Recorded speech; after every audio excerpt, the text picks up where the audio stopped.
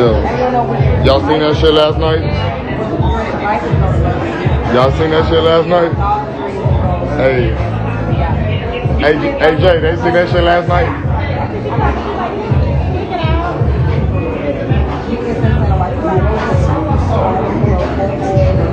Hey, I ain't gonna lie to you. Let's clear the airways so y'all don't get it mixed like it's true. Hey, Canelo, listen to me. Look at me right quick. Canelo never gave me no contract. I've never turned down no contract. I never got a contract from Oscar De La Hoya.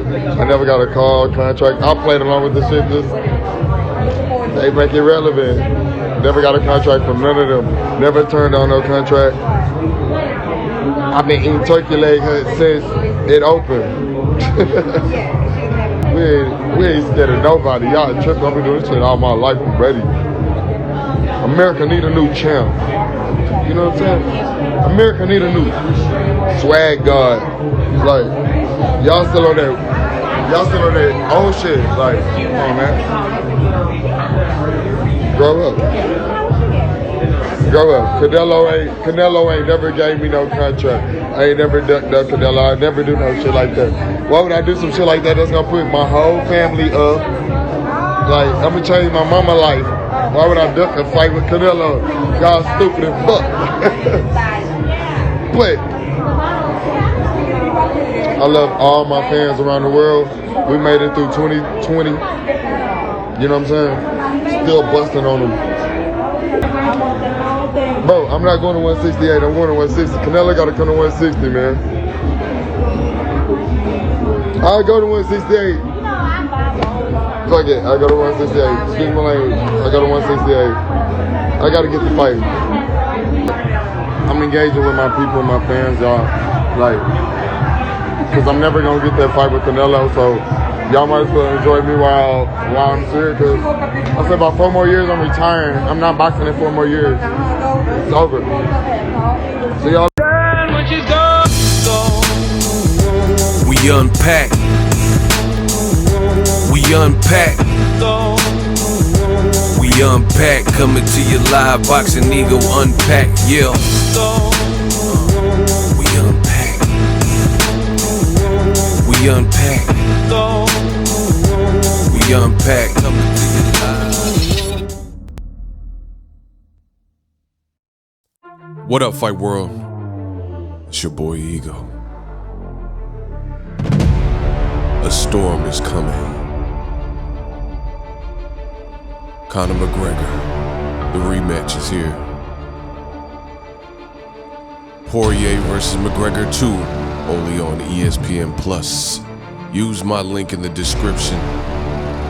UFC 257. I'll see you at the fights. Who the fuck is that guy? Former Canelo Alvarez promoter Bernard Hopkins says the fight to be made is Canelo Alvarez and, you guessed it, Jermall Charlo. What up, Fight World? It's your boy Ego, and I'm back with some more boxing. Make sure you smash the like button. Also, subscribe to my channel for the latest and greatest in boxing. Bernard Hopkins is back. He's done another interview where he's saying the fight that's most interesting for a fighter that used to be on his company's roster, Canelo Alvarez. Case, I'm not going to get into it, but in case you live under a rock, Canelo was with Golden Boy Promotions for a long time. He sued, and they had to legally release him, and they agreed on a separation. So now Canelo's a free agent. They're saying Canelo could fight possibly on Fox against Avni Yildirim, and then people speculate maybe Caleb Plant after that. But we'll have to wait and see. Canelo is, his own boss. He's a free agent now. So we'll see what happens. But his old promoter has been on record multiple times saying the best fight out there for Canelo is Jermall Charlo. This is a direct quote. He says, Jermall Charlo, I want that fight right now. Nothing else matters. Uh-oh. I wanted that fight before the Golden Boy split. I want that fight now, or I want that fight in the next year and a half or earlier. The reason I say a year and a half is not because neither guy is ready. It's the politics first. See, the politics got to get on the same page first, and then the fight happens on both sides. So hopefully the politics don't take too long on both sides, and we can see one of those Roberto Duran and Sugar Ray Leonards. So he's comparing it to even a classic fight with Hands of Stone, Roberto Duran, and the legend Sugar Ray Leonard, who he just posted a video throwing body shots, and he still looks to be in great shape, and he did it the last couple of days. Bernard Hopkins continues. He says, when you're going up against a young whippersnapper in a respectful way that can fight his ass off in many ways and is hungry on paper, you got to give this fight a razor close edge to Canelo on paper. So he's saying it's a good fight. Make sure you guys smash the like button, subscribe to my channel. I got the illest content when it comes to this boxing talk. He says you got to give a razor close edge to Canelo on paper. So he's saying on paper, you know, pretty much it's a 50-50 fight or a close fight, but he'll give a slight edge to Canelo Alvarez. He says, but then there's always the suspicions of the odds makers, reporters, and experts looking at Jermall Charlo's learning process where he became and got his confidence. You see him grow. I seen him grow. Has this pandemic for a 30-year-old fighter or late 20s that seems young, but this year a lot of people have been sitting down. Bernard Hopkins says, you're talking about the mentor. You're talking about the master when it comes to this. So he's saying, you know, he's used to big fights and stuff. He said, who's going to survive this in any weight class, especially in the middleweight division, is who can make those adjustments despite the pandemic and fight like it wasn't. He goes on to say, there's mental and there's physical. That's why the fight with Jermall Charlo and Canelo Alvarez is so even up to a point. The experience has to go to Canelo. The achievements up to now has to go to Canelo. That's there. You can't even dispute. It is what it is. So he's saying Canelo has the bigger big fight experience, which is true, you know, Jermall Charlo. But there's a lot of, I agree with him, but, you know, there's certain reasons why certain fighters are privy to any fight. Canelo was branded well. They started him on Floyd Mayweather undercards, so it all worked in his favor, the branding, and there was a vehicle behind him, especially putting him on Mayweather undercards, that helped blow him up, and his talent also did some of the talking. And that's not everyone's journey, you know. Jermall Charlo didn't get built. He wasn't really out at the time at that same, you know, spot of his career, getting put on Floyd Mayweather cards so everybody was seeing. And, you know, back when streaming was, Floyd Mayweather was doing $1 million plus each time out, you know, so different strokes for different folks. BHOP says after a while, we're not going to buy that. But that's something you can sympathize with because we're all digging ourselves out of a hole. But a lot of guys are there. A lot of guys that you assume they ain't going to be able to start that engine, man. They ain't going to be able to start that engine and perform like they used to perform prior to being sat down for 9-10 months out of the year if they didn't do more than one fight in 2020. So when he said that, I was kind of wondering if he was saying Canelo, because Canelo himself only had one fight in 2020. I guess Charlo did too. So he's saying that, you know, with the pandemic, some people may not look the same. He said, that's not good, man. And it's nobody's fault, but that's going to play into the hands in a lot of big fights that are going to come up. A lot of fighters who are supposed to win won't. I like to see other fights. And he said, I like to see Crawford and Spence. I see you nodding your head. You got the bobble drawn down. These fighters aren't even under Golden Boy. I'm not being biased. They are fights that need to happen, end quote. So pretty lengthy stuff from Bernard Hopkins. And like I told you, the walls are closing in. I feel, first of all, Bernard Hopkins has completely dismantled a lot of the naysayers' talking points about Charlo. I mean, we knew this going into it.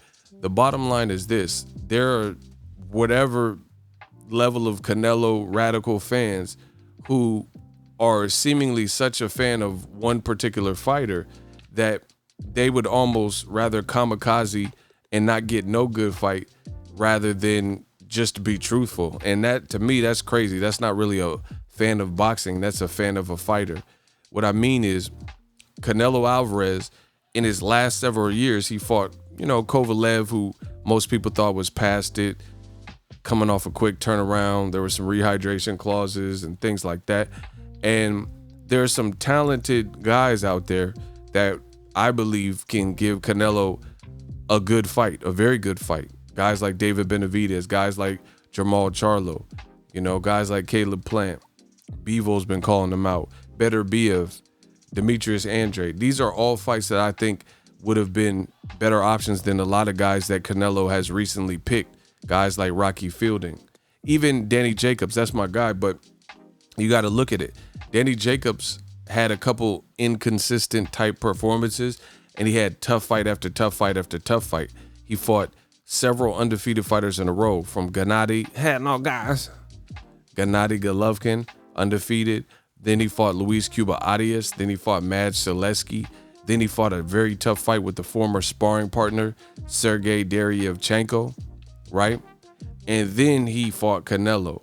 So Canelo, he was probably coming off the Rocky Fielding fight, if I'm not mistaken. So you see how this all operates and all works. Danny Jacobs fought 4 undefeated fighters in a row or whatever it was, beat 3 of the 4, arguably beat the 4th, which is Gennady Golovkin, and then he went on to fight Canelo. So he had a tough schedule while Canelo was fighting Rocky Fielding. Before that he fought Triple G, which was cool, but so did Jacobs, and that's just the reality of it. Canelo, he does these little strategic things to jockey for position or whatever. He feels he's the A side. If he were to fight a guy like Jermall Charlo or David Benavidez, these guys have a lot of momentum in their own individual careers, and you have to acknowledge that. I thought Jermall Charlo looked very well, very poised, very composed, and his last outing, I think it was in October, him and his brother fought, Jermall and Jermall. They both turned in excellent performances, and Jermall fought at 160. And he fought against Sergey Deryevchenko, who was coming off the best performance, even though they didn't give him the victory. Anybody who watched that fight, most people believe that Deryevchenko really beat Triple G and even hurt Triple G. So to see Jermall Charlo totally dismantle Triple G's, toughest recent fight, possibly toughest fight ever, and Jermall Charlo just surgically picked him apart. That was impressive to see. But Canelo, when a guy's looking as surgical as Jermall Charlo, that's not really when Canelo chooses to fight some of these guys, right? Just look at the patterns. He fought Triple G not the year that a lot of people wanted him to fight Triple G. The year people wanted him to fight Triple G was after the Amir Khan fight, and Triple G had just knocked out Dominic Wade, but he didn't. Instead, he vacated his belt and gave up his belt and said he's not going to be met or bound by any artificial deadlines, and he relinquished his WBC belt, which created tension for his relationship with the WBC at that particular time. And him and the WBC had a beef at that particular time because however it all played out, right? And it's so ironic and borderline hilarious how you see Canelo man fans and some of the racist Canelo fans that when Floyd Mayweather was clearly atop of the division, they said you've seen a lot of Canelo man fans or just fans of whatever boxing, and they said that they hated Floyd Mayweather because of a certain perception they had of him. They said he waited for fighters to get old.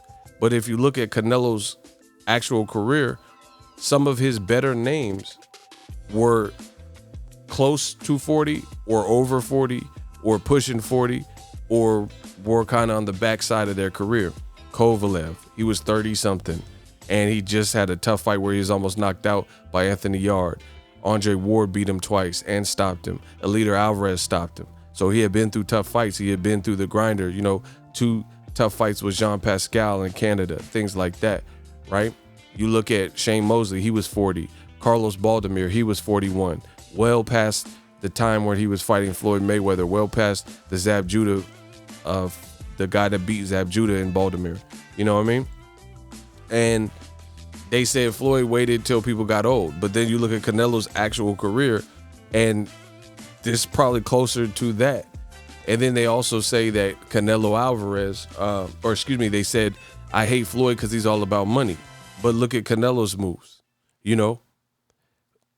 Say what you want, but history will show and prove Floyd Mayweather fought a ton of his best names coming off some of their biggest performances and wins in their career. This is not a matter of opinion. Look it up. When he fought Miguel Cotto had just avenged his only sole defeat, or not sole defeat, but his first defeat to Antonio Margarito. So he got pretty much vindication. Most people believe that Antonio Margarito had cheated in the first fight, which is why he beat Cotto to begin with. And Cotto got to get some vengeance in that particular fight, right? You look at when Floyd fought Oscar De La Hoya, he was coming off of the Ricardo Mayorga knockout. He knocked out Ricardo Mayorga. And then after that performance, that's when the Golden Boy and Mayweather fought, right? Pacquiao was on a win streak. You look at Ricky Hatton, he was undefeated. You look at when Floyd fought Canelo, he was undefeated, just come off the Austin Trout performance. See, it's like you could keep going.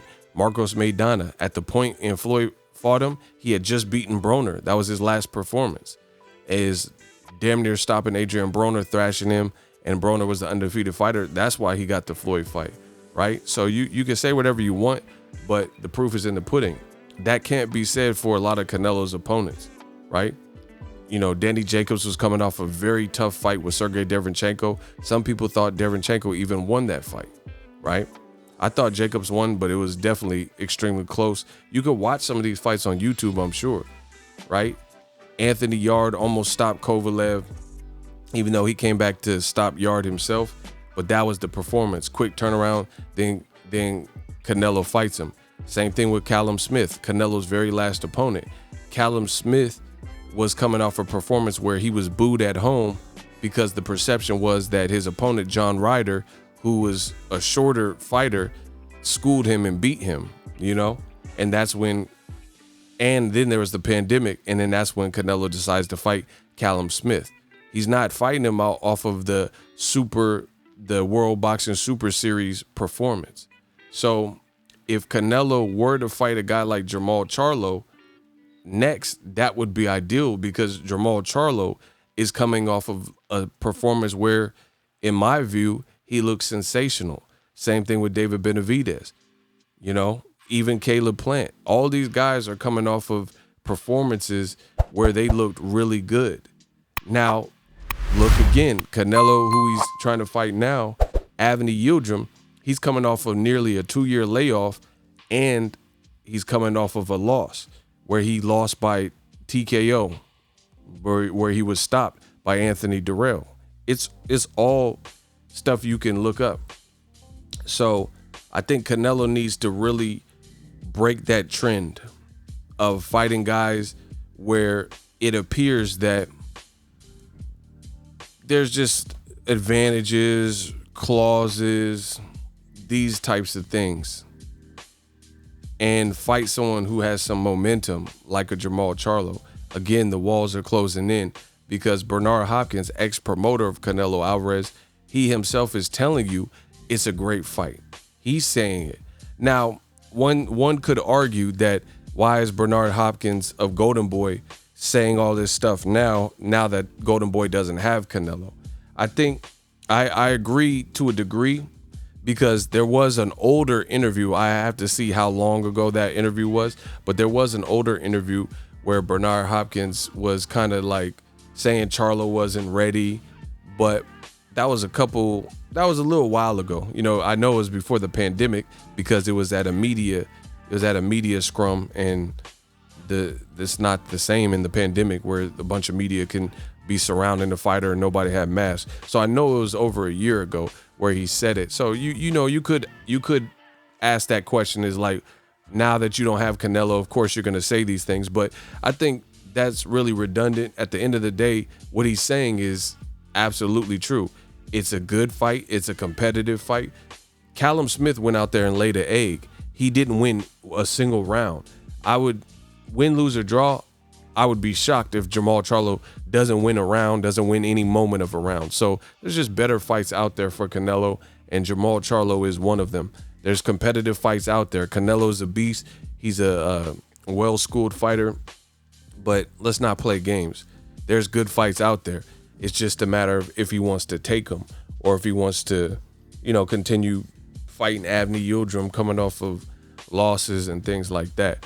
So BHOP, he is kind of changing his tune and bringing this up, but it's really irrelevant because the bottom line is it is a really good fight between Canelo and Jermall Charlo. Will it happen? I don't have my hopes up. Jermall Charlo, and I think another thing is Canelo is hoping to continue fighting at 168 while Charlo is at 160 still, and stay up there in the higher weights and get more experience. So if you do have to fight Charlo, you have way more experience at the higher weights than he does. He said he wanted to become undisputed at 168, but he said the same thing at 160. And there's two black fighters that he would have had to go through, Demetrius Andrade and Jermall Charlo, to be undisputed. And then he just quickly forgot about that, moved to 75, and now he said he can't move back to 160. So, that part looks a bit suspect if we're being honest. I agree with Bernard Hopkins. I would love to see Canelo versus Jermall Charlo. I think it's a fight that really should happen. It's a skillful fight. Either guy could win. It's just a good fight, and I think it would generate a big crowd. It's weird that you have these Canelo fans who they're okay with Canelo fighting a welterweight with no experience at 54, no fights at 160. They don't mind Canelo fighting Errol Spence at 160, where I remember for some reason Terrence Crawford's name at 160 came up, and some of the same fans, they did not care about Canelo fighting welterweights at 160, but then you mention a guy like Charlo or Andrade at 160, and you hear a bunch of back talk about what have they done and they're not ready and this, that, and the third. So if they're not ready, what about welterweights who haven't fought at 160? So I think it illustrates the mindset, and I think people at the end of the day know who's a challenge for Canelo, so they would rather just starve them out of the opportunity. So hopefully the politics sort themselves out and we get the fight. But I know Charlo's been requesting it and says he wants to keep working until he gets that fight. Hopefully he gets what he's looking for. Drop your thoughts in the comment section. Let me know how I did. Also get Conor McGregor UFC 257 using my link. It does help the channel. As always, hate, comment, and subscribe. Till next video is Ego signing off. So if you enjoyed this video and want more content like this on the channel, you can show your appreciation by going to the PayPal donate button or the YouTube support button, and you can donate any amount that you feel is equivalent to the value of this video. Much more to come. Thank you guys for your support. Boxingego, the future of boxing.